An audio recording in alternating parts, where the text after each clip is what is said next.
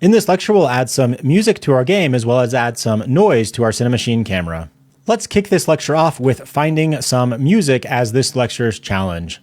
So go ahead and pick a music track for your game that sounds good to you. Here's a few recommendations on where you can find free music for your game.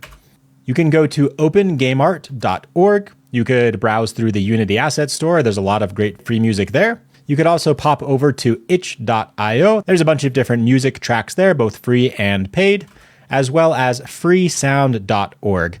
Now, I've had a lot of success finding music on the top three, not so much freesound.org. There is music there, but it's great for finding other sounds for other audio that you might need for your game. So go ahead and pause the video. I'll give you a moment to find some music that sounds good for your game. Most standard audio format files will work just fine, so things like MP3 and .wav files will work as intended. So go ahead and pause the video, find some music that fits your game, and I'll see you back here shortly. I'm going to go ahead and pop over to opengameart.org.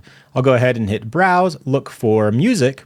And even though it's kind of like a fantasy king game, I found a track that I like that's kind of piratey. It's actually just this Blackmore one here after searching for pirate. So I'm going to go ahead and download this one here and get this into my project. With that music track downloaded, I'll just go ahead and drag the file into my imported assets folder. Once I have that uploaded, I'll just go ahead and create a new empty game object that I'll just call music. With that created, let's go ahead and attach an audio source to it. Let's go ahead and drag that into my audio resource field, and I'll just make sure that I tick on loop. This did say that it was a looping track, so I think that would make sense if our player lasts long enough to do so. I'm going to go ahead and, for the sake of recording, once again, just drag this way down to something like 0.22, just so we can barely hear it through the recording. Let's go ahead and give that a play to see what it sounds like. There you go, Captain Jack Sparrow, picking up apples and coins as he dashes through his bridge adventure. To add just a little bit of overall spice to our game, we can actually add some noise that just lasts constantly throughout the game, kind of like a constant rumble. We've got a lot of different things flinging down the bridge, but I definitely don't want it to be too dramatic. In our hierarchy, if I click my Cinemachine camera, we can scroll down to the bottom of the Cinemachine camera component, and there is a noise field. We can go ahead and click this drop down and then just add a basic multi-channel purlin component. That'll give us a little bit of a warning, just saying that it's not actually rigged up yet.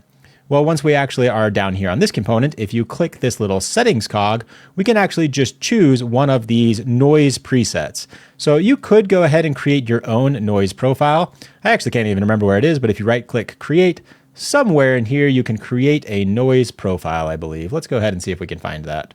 And if I can't find it, I'll just edit this out. Oh yes, it is under Cinemachine, and you can actually just create your own noise profile. I'm going to go ahead and just skip that. I find that these out-of-the-box presets, 9 times out of 10, actually work quite well.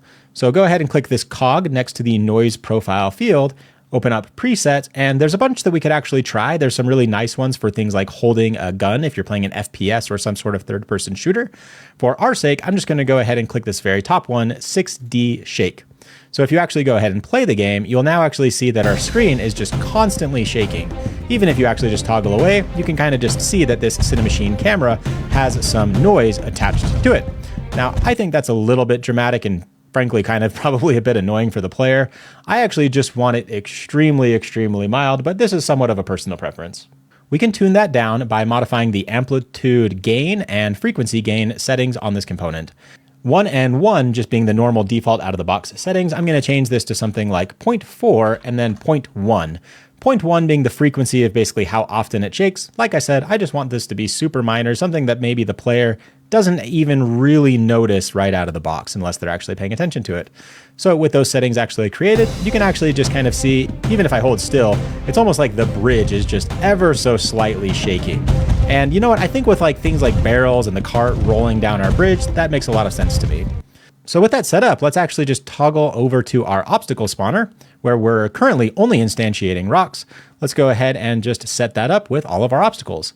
I'm going to click the little lock button so it locks my inspector, toggle over to assets, prefabs. I'm going to select all 6 of my obstacles, and then I can actually just drag them all in at once to the obstacle prefab array. We don't have any sort of elegant balancing with how often the rock spawns. If you wanted certain obstacles to spawn more than others, you could actually just drag them in more often than others, and they will just naturally balance themselves out. For the sake of my game, I'm just going to actually have them all being instantiated in at the same chance. So with all 6 obstacles put in, let's go ahead and blow up our game view and kind of see what our close to final product looks like. Yeah, there you go. Even though that actually wobble is subtle, I think that actually looks quite nice. Now, if we were to actually get a rock, yeah, there we go. We've got that rock slinging down our scene, and I actually just love how that looks and feels. I'm going to go ahead and just toggle off the music entirely for now, just while we kind of say our goodbyes. But I think we're in the place where we now actually have all of the mechanics and systems built that I had in mind. So well done. Give yourself a nice hearty pat on the back. And when you're ready to move on, I'll see you on the next one.